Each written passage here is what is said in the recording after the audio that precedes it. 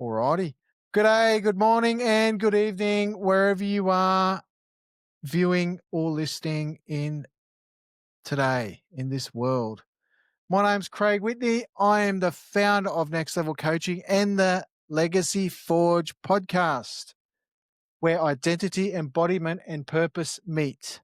Today, I'm absolutely honored to speak with my second international guest, Dr. Joe Vertino, spiritual leader, Reiki master, and Zen Buddhist, and a wise Yes, teacher of wisdom.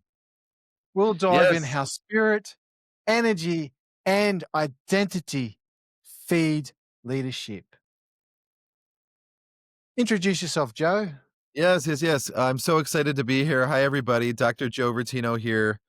Uh, yeah, I say that if I was at a luncheon, like a kind of event, the main thing to stick on my name tag would be spiritual guide because I have so many different kind of facets that I'm so proud of my skills. Also being an author, a musician, and a Reiki master, healer. Um, but yeah, spiritual guide is my main title. So I'm so excited to be here. I hope you can hang out for the whole thing and you won't regret it. It's going to be Yeah. lovely, educational, and inspiring. I would say. I think are good Mm, adjectives. absolutely.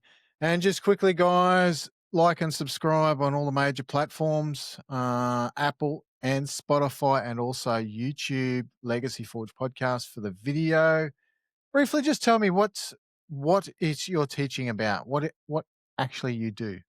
Yeah, absolutely. Well, so yeah, what is my teaching about? In this kind of way, I guess what's immediately coming to mind for me is not so much separating myself from other people or in particular other teachers, right? And then so in that kind of way, because that's something that can naturally happen when someone hears this question, right? What is it that's only mine? And we're on the air and it's all about me. It's actually the opposite. Because the way that truth works is that you have a lineage of all of these teachers throughout time and space that are all belonging and beholden to that capital T truth. So really, in that kind of way, I have to start with that. But yeah, to go into specifically to give an actual practical answer to that, right? What would that be? So, healing is my greatest joy. So, in that way, keying into me personally, I guess that's a good start. And that's a particular flavor of life, I guess we could say. Um, you know, that you don't always have spiritual teachers, positive influencers that would say that, healing is my greatest joy, right? They might not, look down on it, but that's a pretty up there thing to say.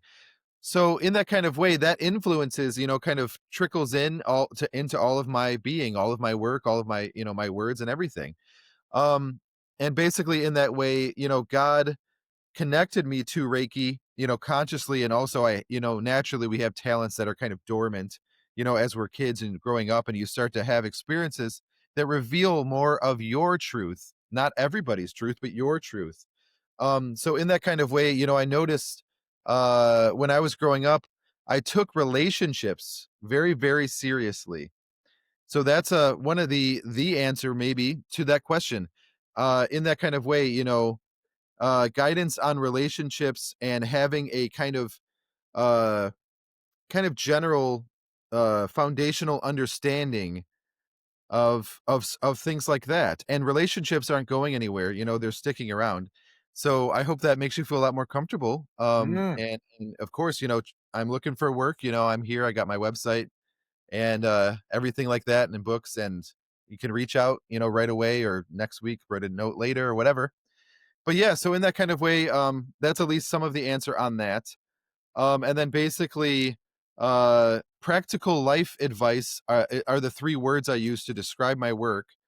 Um, in the sense that God also gave me the gift of kind of a general, um, you know, uh, beneficence, to use a beautiful, my vocab, beneficence, in the sense that there are certain people like myself that have a way that they are good for everybody and bad for nobody. Even though you might be able to tell so far, that I am pretty fiery and authentic and passionate. And sometimes we think people like that can't pull that off, can they? Well, I feel that I am that way, and being good for everybody and bad for nobody. What does that mean? It means someone who is super passionate and clear on their passion, their dharma, which is the Buddhist word for purpose, and that in that I don't have anything in me that's trying to convince someone to be different, right? And in that kind of way, but that the truth is there and that my job is just that. And then in that, obviously maintaining a foundation of respect. And then basically this people get helped, people get helped in that way. Yeah, there's a lot of words on that, and I feel as a writer that's actually something of more of a point of writing that could go on for a while, I guess, but there you go. At least we got something going on about Dr. Joe Vertino for you Yeah, here. exactly. Beautiful explanation on what you do. So how did your journey start? Where was the beginning point? My journey. Oh, okay. Yes. So the answer I usually give for this is in my personal life. Growing up as a child, I had an absolutely wonderful childhood, and as a child, I was very observant, and I would notice that I would have that habit that I would just put myself kind of on the carpet for a while or on the stool, and I would just observe, and there was a natural contentment uh that was present. And also now as an adult, and particularly as a Buddhist, I noticed there wasn't something we call clinging and aversion. uh and so in that kind of way, remind me of the question. I what was the You said what? Where did I start? What the question Where was? how did your journey begin? How did it begin? Where So there you go. There's the beginning, so to speak, after me being born out of my wonderful mother. But basically, in that kind of way, God kind of, put his hand on my head and didn't really ever remove it. And then basically, I became a spiritual teacher, by listening to the universe, by listening to God. And then I got into Reiki and spiritual guidance, did research and development, watched, a bunch of spiritual teachers when I came of age on YouTube, Adyashanti, Muji, Gangaji, Papaji, and very much, being raised in Christian schools and being open to Jesus, not something foreign to me at all. And then I saw a statue of Lord Buddha, and that hit me in the spiritual heart. So that's the only, I think maybe in that kind of way that resonated in there in a very real way. And so then I basically followed that excitement and got into being a Buddhist, being a Zen Buddhist. And I also consider myself a follower of Christ. So I would say in that way, my journey was basically that I have a strong personality and a connection to, I mean, I guess you could say everything, everyone, the divine that was there from when I was a child, when I would sit and I would just observe and be in that place of contentment, and connection, so to speak. And then that, that's when I was a child. That's not something that could be faked, right? So that's kind of there. And then like I said, my path was of listening to the universe, taking one step at a time.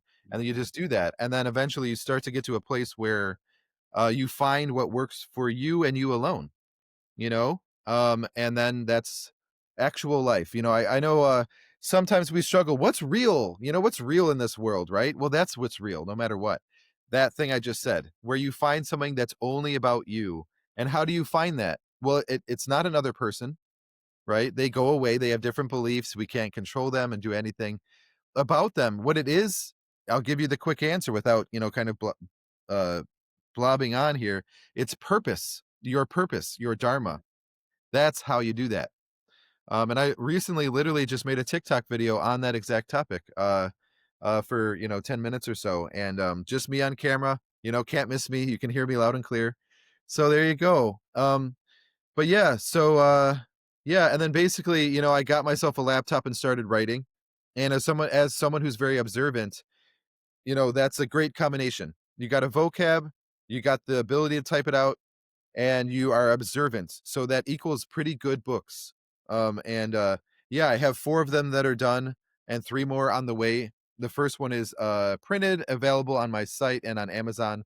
That one's called My Own Religion: The Power of Love, and it's a manifesto.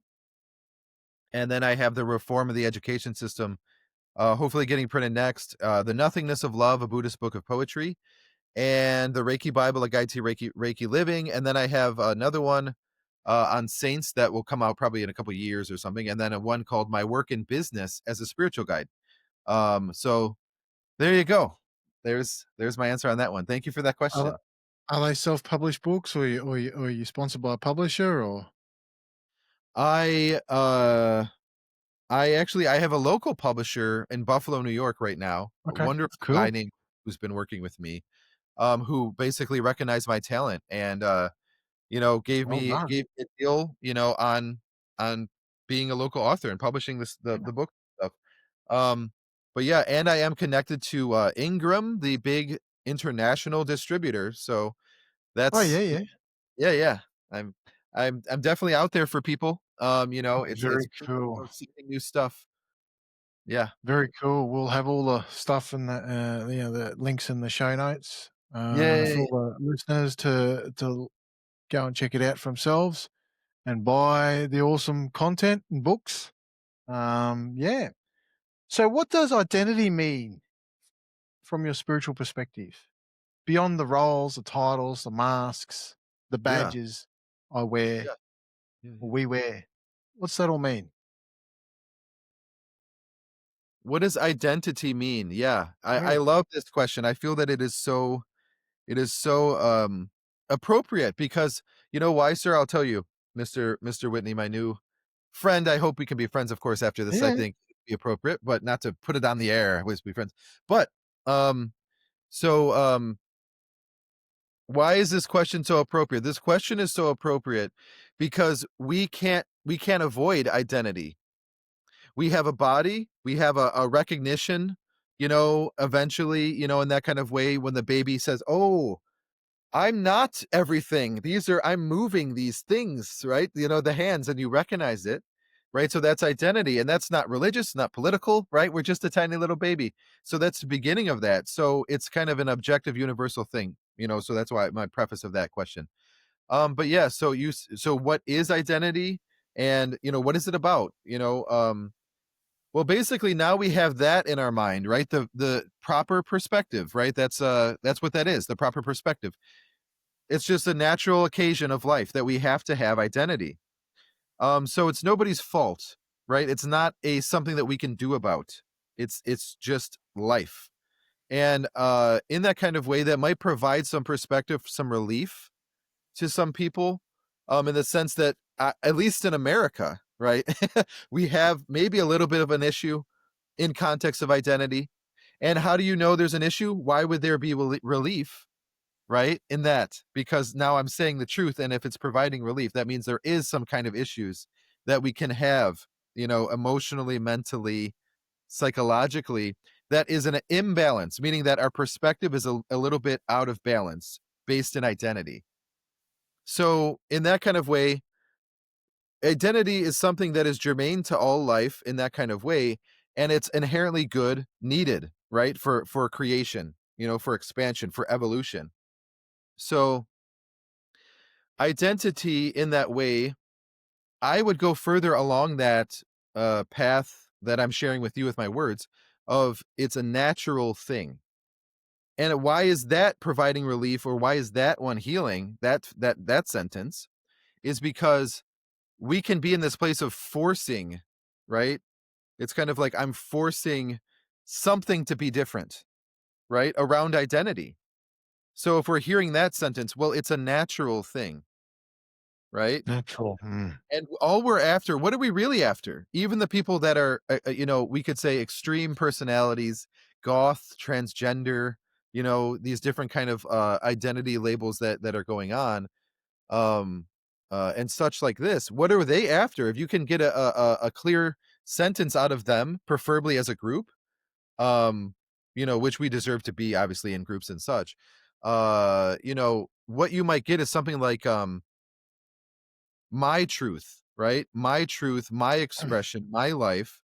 which is all good stuff, Mm. about identity. So how do you get to that?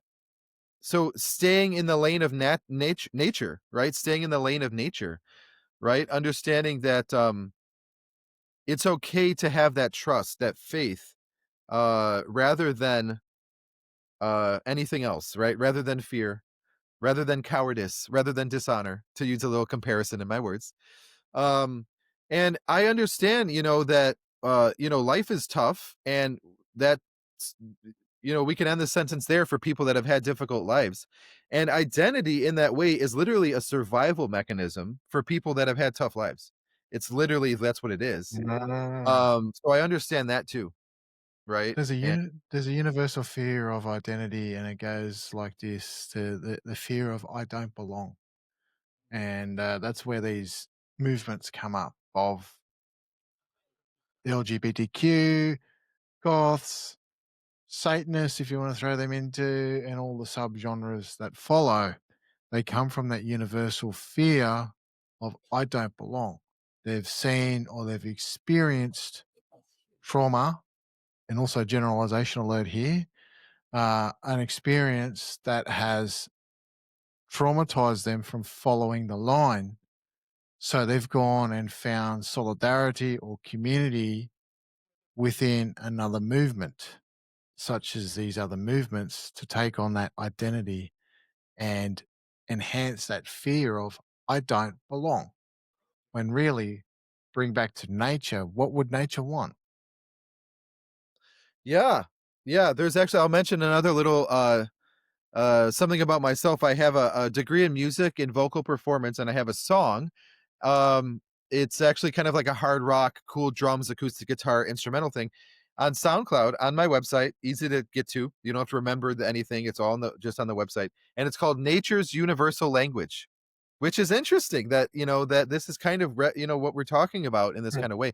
But definitely, of course, um in context of the next book I'm doing, The Reform of the Education System, which is obviously very serious, and to me it's an unavoidable thing that has to kind of snowball and happen, um that I'm so elated to be part of, certainly, and open to anything at all from anybody at any angle, any place in the world in context of that.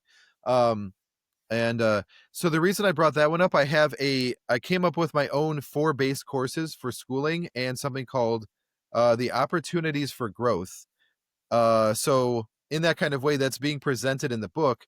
And part of that 20 or so page presentation out of the 370-page book is basic human needs. So I did a list of basic human needs, and then I go, how does my school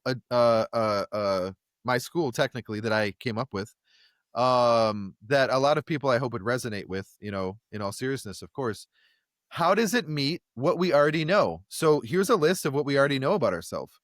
We're human beings and we have all of these needs, and how does it meet them? And belonging, is something that, these needs by definition, we can't take them out of mm, ourself. They mm, can't go anywhere. We can change our clothing, we can change our hair, we can paint our nails, we can exercise. I would say we can unfortunately body modificate, meaning add our cheeks, and try and change our, not to be too obscene, but modify our gender physically, and change our testosterone and estrogen levels, and our reproductive organs and such. So in that kind of way, the thing is, instead of that surgery, I would say, not to comment on self-expression, of course, and makeup and clothing and all this other stuff, but the needs are we able to take our attention and bring it back to that? Just practically speaking, well, the needs aren't going anywhere. My friend might be leaving, I can't control them. Well, why don't we bring our attention back to just, me at home, where Dr. Joe's hand is, right on my chest, pat pat. And that's a wonderful exercise. It would even say, as a spiritual guide professionally, that's a spiritual exercise, that I actually do. It's called Bringing the Light of Awareness into Yourself. And it's basically this, attention coming back to your center, through your free will alone. My job is to encourage that and to facilitate it. No one can ever do that for you ever. Um, and yeah, so there's some words on that wonderful, Mm, serious, important, perspective you brought up, Mr. Whitney. mm, mm. On identity, how does your spiritual work or your teachings, how do they align or conflict with modern leadership paradigms? Ooh, you said modern leadership paradigms? Yeah, Is that yeah, the word you used? modernity. Yeah, yeah. Yeah. Um, well, I would say, yeah, I appreciate that question. Yeah, I would say, well, the forefront of my work, collectively speaking, right, meaning our whole species, excuse me, would be the reform of the education system. You know, that's what I see as the whole kind of my face, I guess, my leading edge, in context of what would be needed, I guess, you know? And in that way, I would hope nothing competes with that, right? And that the leaders would say, "Hey, if we don't have a book on it or we're not going to go to the meetings, hey, thanks for Dr. Joe because he's taking care of that and we're busy with this stuff over here." So that's kind of my perspective on that, in context of world leadership, in the sense that, if that makes sense. But of course, I am not afraid of confronting, fill in the blank, the president, in that kind of way. I'm not afraid of having a conversation, with the president in a real way, that would have to do with global affairs, and this kind of special agenda, meaning our collective. Um, I'm not so it's that I guess is my kind of wholesome answer on that I know myself. I see clearly enough, and I have the abilities and skills that, in the public eye and in people's personal, intimate lives, like with books and videos, um, is deserved, is helpful, is out there, and I'm not afraid of staying in myself and competing, so to speak, when necessary. But I also am not an idiot, and I also know how to be respectful, to leaders that have already clearly been established, in this world, perhaps from an early age. I'm 35, I've already got some gray hairs, and I'd love to have, people like that be exposed to my stuff and hear the absolute truth of what they think about me, in that kind of way. And so there you go. Mm. Brings me to the next point. How does ego interfere with spiritual presence? And how do you guide people to realign? How does ego What was the second half? How Interfere does ego how does ego interfere with spiritual presence? And how do you guide people to realign? Because we're on the topic of ego at the moment. I can feel yeah, the energy. yeah. I'll just drop in for the audience. So Carl Jung an amazing teacher on the ego and soul.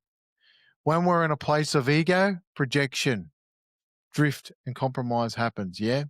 When we're in a place of soul, we're in their highest purpose, that Zen, that proto conscious moment, that highest purpose. We go to the highest point, what we absolutely stand for. That's soul.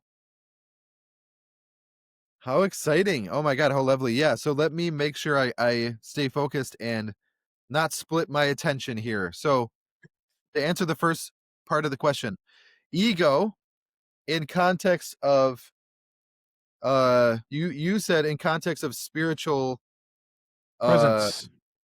pr- presence, you said? Progress? Yeah. So Presence. the reality of spirit, how does ego fit into that, right? Yeah.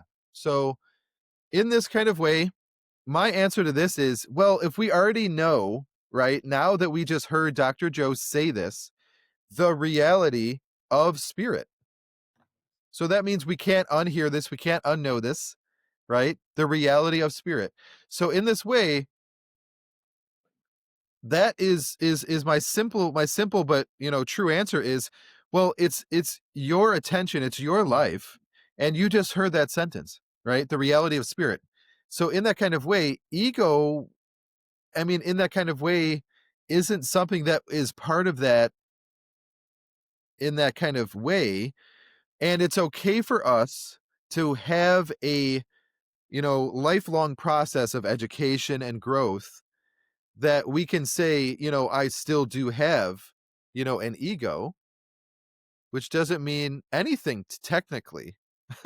But my actual advice to you on this and my answer is that first sentence, the reality of spirit. It's not the reality of anything else. It's the reality of spirit, right?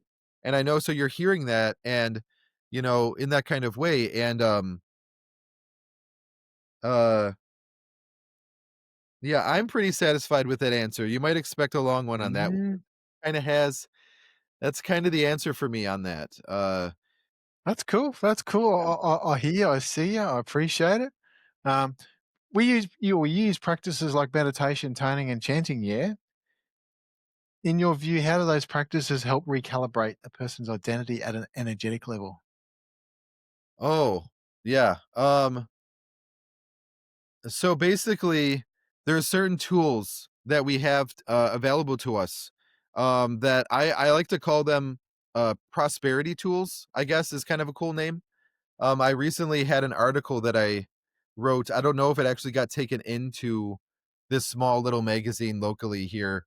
Um, but basically it would have, it'd be appropriate, to for you to read if you wanted to in context of this right now. But basically, that we have these tools that are available to us that are completely just exercises.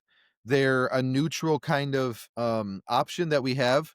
Kind of like where do you want to drive your car in your hometown? Kind of neutral choice, kind of thing. And that's really the whole thing of what they are. And I say that because how many people have lost their chance in this lifetime to practice these physical, spiritual, potentially miraculous exercises like Tai Chi Qigong, the softest martial art, Chinese martial art, or yoga asana, or meditation. To name three of those, perhaps I would say the most kind of predominant three in that way. How many people have lost their shot because of the lack of the truth being clear of what I just shared? Meaning it's Mm, a neutral option. It's your free will, it's your life, and it's a neutral option. So, we get all of these different things can kind of get stuck on it, of religion and any of these different things that instead of driving our car straight, it's like someone trying to pull at the wheel and swerving, right? So that's a very serious and ultimately serious thing because these are prosperous things and we deserve to be happy and not suffer needlessly. And we have a body, right? As I mentioned earlier, identity is a thing that, is kind of natural. It happens, as we grow and we start to identify with our corporeal system. So Tai Chi Qigong is the same exact logic that, oh, I have a body. And well, how do I honor this? I might as well honor this, right? And then Tai Chi Qigong. Now you've mm, got the whole thing. That's really the whole thing for Tai Chi Qigong. So where's religion in that? It's nowhere. Where's religion actually? Religion actually is only in your heart alone. Even if you're in front of Jesus Christ, if you had the thought, the religion is now somehow not in my heart, that's incorrect. yeah. The experience of religion, the personal religious experiences is always only yours, your heart. But yeah, so anyways, in that kind of way, it's just like your healing process. It's your personal experience of life, So these experiences with Tai Chi Qigong, yoga asana, meditation are all subjective forever, meaning that they're only yours and no one else is ever going to have them. It's impossible for them to be had by anybody else. So in that way, I hope that brings you towards this stuff. Mm, it Right? I does. hope It it certainly helps you feel does. invited, you know, um Certainly does. Yeah. Yeah. Spiritual work is certainly internal and subtle. Yeah. There's no religious experience. In my view of the world, religion to me is all about conformity and control and obedience. Jesus and all the spiritual leaders that I've studied as great models and mentors are definitely not about control or obedience to the masses. They're about Yeah. freeing the spiritual, experiencing spiritual freedom.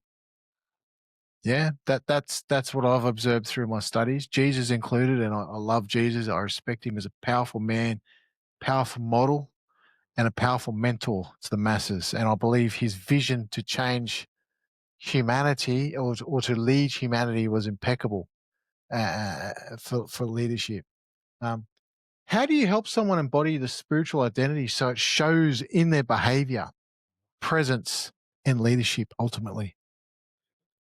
How do you help somebody identify How do you their help someone's embody embody? spiritual identity so it shows in their behavior, presence, and leadership? So in this way, you'll notice that with, like I said out earlier, truth is it's one thing, Mm. and like all of the teachers throughout time and space were all attached to it, right? So teaching, education, truth, right? All of this is clear. So carrying on in this kind of way that Dr. Joe has been presenting himself, hopefully loud and clear, to our audience tonight, is basically Certainly that have you'll been. hear a continuity in this next answer, which is a very serious answer, right? A very real life answer.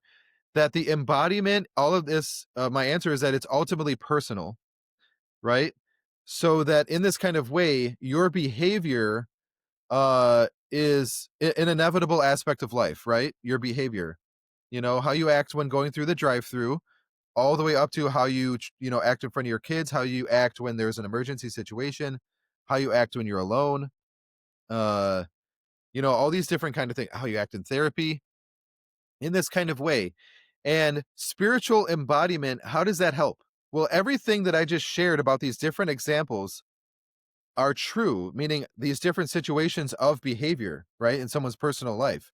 Spirit, it would help you to calm you down and make you feel excited about waking up in the morning in that life where that's real every single day, right? That my behavior is with me all the time. What is with me all the time? Not this sweater. I love this sweater.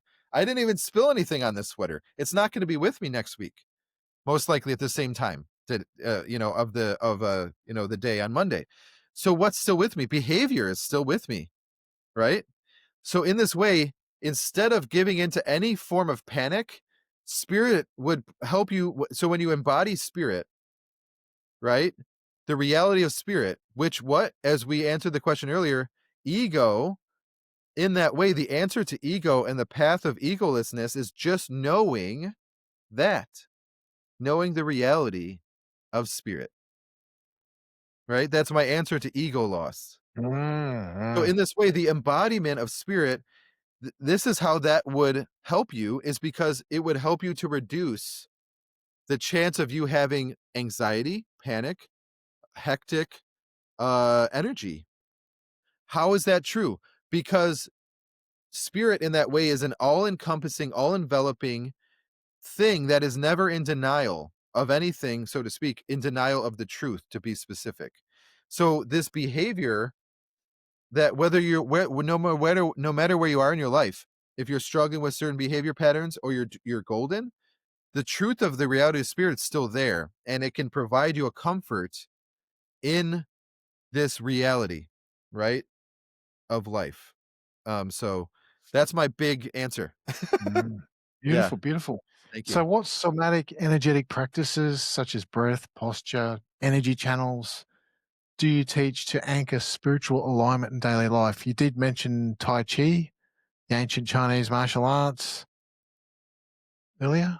Yeah, Tai Chi Qigong is a lovely thing to talk about. Mm. I am certainly I don't claim to be an expert, sir, uh, at all in Tai Chi Qigong, but I do have a video on my website called "The Basics of Tai Chi Qigong," where I do this one. I call it the Swan's Wings. Is the first movement, but basically, it's all about finding. I would say a nice phrase is fitting in with life. So that technically, there's a word for that that called the Tao, Tao.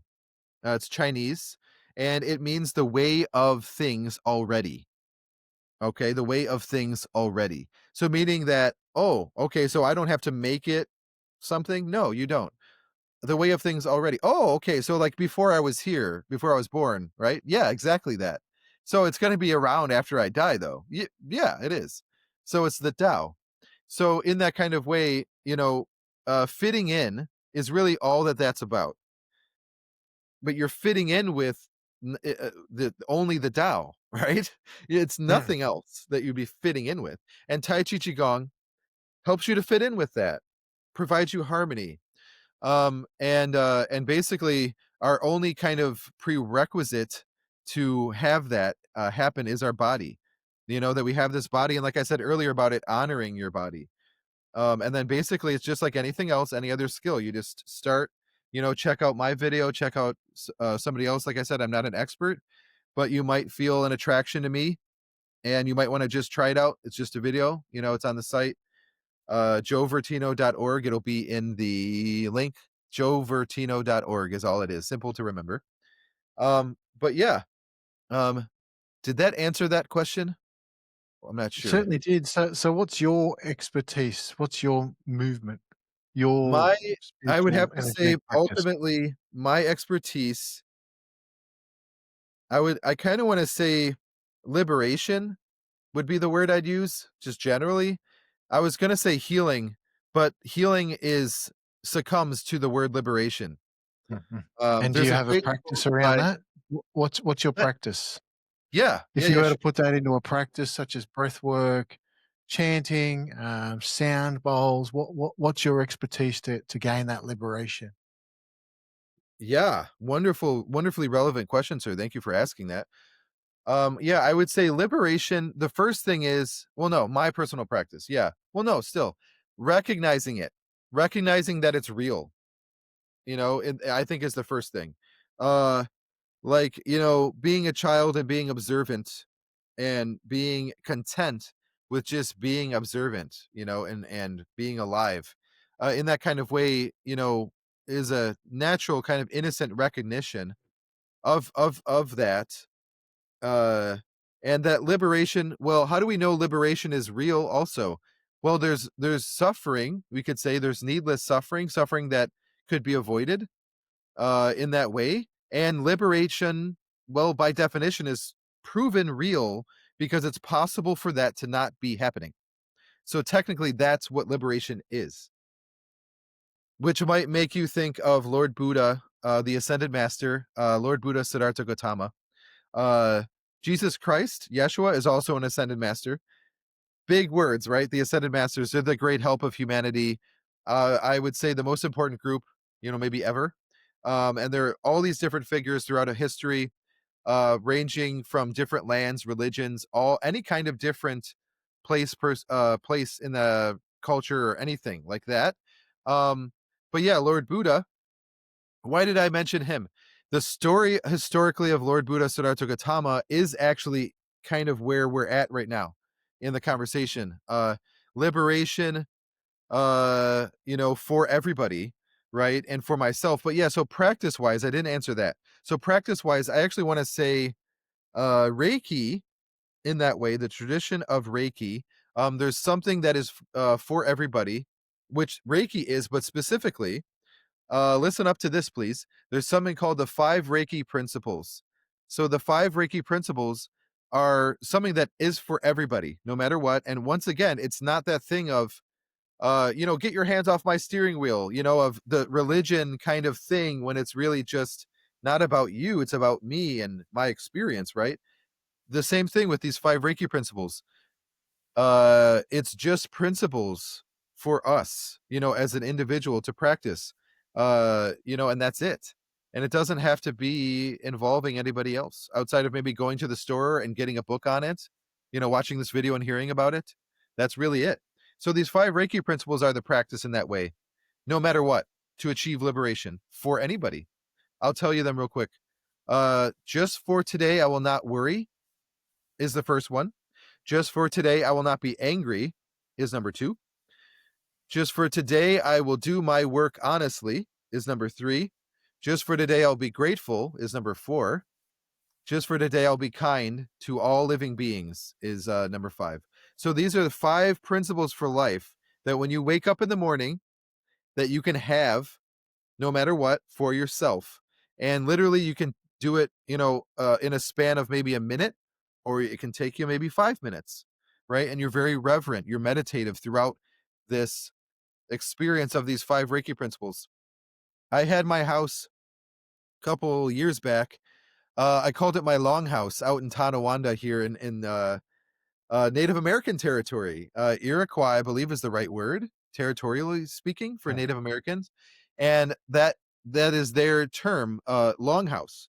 And I had my rectangle that was shaped in a longhouse, and no one else was in it. And I would go there and sleep in it and cook my salmon, and then go or whatever.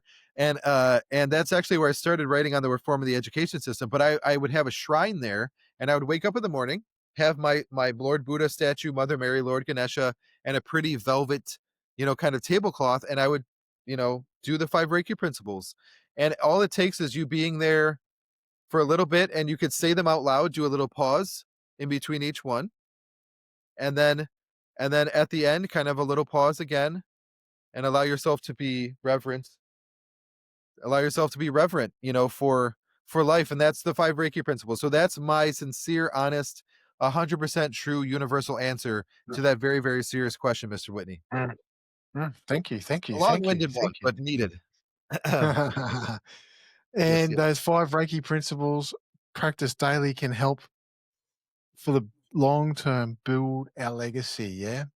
So Absolutely. Absolutely it mm, does. Yes. how would you advise someone who wants to leave behind more than material success, so the cash, the toys, the cars, the houses, and build a legacy of spiritual influence, not just business metrics? So how do you it sounds like to me kind of like a jump start question. How do you get someone getting their Yeah, motor revved a little bit? Yeah, in the right yeah. direction. There's a word for that that's called alignment. So Mm, to go further with that very commonly known analogy of vehicles, cars, beep beep, what have you. Alignment, what's the one necessary thing that's needed for any car to go is the wheels have to be in alignment or we won't be mm, moving, right? mm, Physically speaking, ask a physicist and they'll immediately say, "Yes, Dr. Joe's right." And it's my mm, expertise. He's right. So in this way, in this analogy, I hope that translates. Of course, but seriously, I take you seriously, I take your well-being seriously, and all of this stuff is for you, no matter what. And how do I know that's true? Because I'm the one saying it. All of this is for you, for your benefit. So here we go. So alignment, getting into alignment. So if we know, I would say start with this.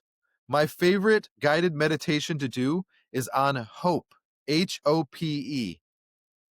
Okay. So the first thing is if you have an opportunity, well, go to my site and check out the guided meditation page, but allow yourself to get into the vibration of hope. How do you do that? Recognize right now in this video, you're hearing somebody, and am I that person? It's okay. Let yourself give into it that you're feeling hope because of Dr. Joe and Mr. Whitney here. So allow that. So you're not doing anything right now. You're just being alive and allowing hope to be real, be true, right? So, you know, and it's okay for us to give into that. Oh, I remember this thing my mom told me years and back that in time that, I'm thinking of that was very hopeful. That's real, that's true. So we're not starting anything yet. We're not planning anything, any actions yet. We're putting ourselves psychologically, spiritually, mentally, emotionally. It's really all of our being, except for we're not moving, we're not trying to change anything yet, is being put into a specific place called hope. Now, hope is going to be your starting point. I think of like a Olympic swimming, a very serious discipline. By the way, I do have a guided meditation on discipline, among other ones, uh, with the archangels. Actually, Archangel Azrael, the archangel of mental stability and death. But discipline is the topic for that guided meditation that I have certainly on my YouTube, connected through my site, joevertino.org, which is all for you, like I said. But to carry on with this very important answer, the push off place, hope is like the push off place. In Olympic swimming, how do they continue doing the laps? They have to spin around and their feet have to hit the wall that they were going towards, swimming towards, and they have to push off. So your push off place is that in the Mm. morning, right? So in that way, what is it? Well, it's so simple. We can remember this. It's just hope.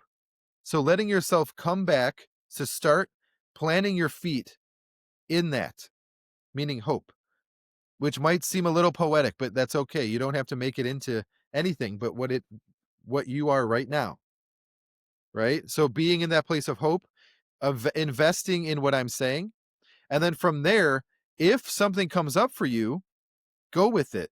It's called your highest excitement. So that's basically my answer to that, Mhm. about alignment and your legacy, and that you're part of this species. You're not alone, in Mm. the dark. You're not out on Pluto by yourself. You're in this, and of course, you might feel alone right now. And in that way, who am I to say anything to that? That's your personal experience. And as someone who's struggled with life, I am in no way going to discount or deny anything of my own personal experience and difficulties in life. I would go the opposite way, and opening and sharing and being expressive, which is the point of like talk therapy, being a master healer. Of course I support that, but in that way, hope. So hope is putting you into the proper perspective, right? In order for it to take action, it makes a lot more sense instead of saying, I'm just going to aimlessly walk around the earth, right? Allow yourself to stop first and be practicing a little bit, I guess you could say discipline wise, of being hopeful without taking any steps. And that's your feet, right? That's your footing, right? Your push off place. So then, that being your push off place, you're enabling yourself for success no matter what. No matter what, you chose to be aiming yourself in the correct way. And because we can't do anything about other people's behavior. So if they choose to betray you, guess what? It's not your fault. No matter what, Yeah. forever. Yeah. How do we know that? It's logic. We just went through the whole thing together. We went through the whole thing Exactly. together right now. So you know that it's completely right. So that's the power of, well, you could say the power of love. Like my title of my first book, My Own Religion, The Power of Love. How is that the power of love? Well, why not go with the quote in the book? Jimi Hendrix said, "When the power of love becomes more than the love of power, we will know peace." Right? When the power of love becomes higher up or more than the love of power, we will know peace. Right? So hopefully you get that. And that's about us. That's about everybody. In that sense that right now we could say you making the choice to listen to me, to allow yourself to participate in life in a little bit more of a better for you, seemingly selfish, hopeful way is good, is great. So I'll stop there. But anyways, I loved That's giving all that. right. It makes me Very happy. interesting, very interesting. What Wow. energy do you believe leaders should imprint as legacy?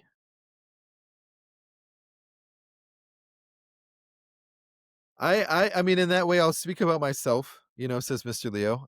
Being a master healer, I take the tradition of Reiki and healing very seriously. Um, and I'm completely autonomous in it, but I didn't get there on my own. There's other people that I was dependent on to take the courses, to in that kind of way, that it's a legacy, a tradition in that way. But speaking for myself, I can't ever speak for other people, in the sense that like who am I to say, like, I don't know the future. I don't know what you're capable of. Maybe you don't know what you're capable of. But my answer is that perspective, right? That rational perspective. Um and I guess what I do know, for no matter what, about myself, when I'm dead and gone, that I will have been a respectful individual, and that to me is the most important thing. Uh Respect. So yeah, that's my answer, I guess, for myself, legacy of respect. And Mm. that respect, this is something I'll share. Respect is a two-sided thing. It's a two-sided coin. Sometimes we hear the word respect, or a lot of the times we hear the word respect, and our mind goes to the outside. It goes to the outside, other people. you know, respect. And it goes like this, right? Towards other people outside. There's an inverse side, which is self-respect. Self-respect, right? So we have respect this direction, right? And then the other side of respect is us, is self-respect. So yeah, that's my answer on that one. Very interesting. Very interesting. Joe, Yes. brother, this has been deep tonight, or today. Before we go, if someone listening wants to step more into spiritual identity and leadership, what's one practice you'd have them start tonight? The practice I would say is my advice that I just gave a couple two answers back about putting yourself into the place of hope. Number 1, let yourself, if you want, go back in the video and listen to it again, but let it lead you, let it guide you. When I was in high school, I had a wonderful genius musical influence, uh who people will know him if I, if they were seeing this something like this, but there was a song that he was very impressionable. This song that stuck with me was about this same point. And it would go, lead me, guide me along the way. For if you lead me, I cannot stray. In that kind of way. And that, you know, life is serious and we're still here, but yet it's time to sing. It's time to open our eyes. It's time in that way. And there's that, all of that is hope. All of Mm, that is hope. And there's nothing I, wrong with you inherently. There's nothing wrong with wanting to be led. That's my job. That's why Mr. Whitney's on here. That's why we have this show. And we're all this is for you. And there's nothing wrong with letting yourself completely just kind of give into it. Oh my God. mm, Yay. There's a person here and they're leading me and I'm able to trust them and I'm mm, able to just stare down my life and start over, so to speak. But yeah, you matter. You deserve to be happy and not suffer needlessly, you know? mm. And Exactly. yeah. Exactly. Hope is all we have. So, Joe, where can they find you? Where can viewers find you? Yeah, I'm just More starting more out right now. information. To be honest, I have, thank God for the internet. I have my beautiful website, joevertino.org. That's JOE V as in victory, ERTINO.org. Mm, joevertino.org. And that is my beautiful, fulfilling, helpful, healing, evolutionary website. It really is, I'm doing my best. I'm pulling it off that it has kind of all of my stuff in it, music, books, my work, meaning my contact info. If someone wanted to bring me on a Zoom, if they wanted to fly me out to do an event, if they want to hire me for a one-on-one Reiki session, spiritual guidance, career alignment, artistic alignment, relationship alignment, all of that is personal confidential work. A podcast, you want to do a podcast, collaboration, anything. All of it's on the site in that way. Don't hesitate. If you want to send a message, say hi, and I'll start talking to you, or you have some serious, hey, I'm in Sweden and I'm in a school and I want to talk to you about education system reform. Anything at all. Don't hesitate, day or night. I am here for you. So that very would be cool. just right on the site. There's Over to certainly some there's some certain creative resources on that website. There's more value that you can poke a stick at on that website. I've checked it out myself, had a read. Yeah, it's amazing. Certainly well worth the check out. you. Um, this conversation shows there's no split between spirit and identity. True power is where you align and they align. If this resonated with you, share with someone who's ready, and I mean ready, to lead from the soul, from heart, and not just from performance. We've got enough clowns out there. We need those to lead from the soul. Let's focus on aligning our spirit and soul together. Let's forge an identity through spirit. You can call that whatever you want, whatever that means to you. And let's ascend to the next evolution of next level leadership and take others with us. Thank you very much. Thank you, Dr. Joe. It's been a pleasure having you on the Legacy Forge podcast. Once again, ladies and gentlemen, subscribe, like and subscribe on all platforms, Spotify and Apple. Check out YouTube for the video. And we shall see you again on the next episode on the Legacy Forge. Angel Bye blessings. for Thank you now. so much, Mr. Whitney, and thank you, everybody. Angel blessings. Bye. Thank you. Bye for now.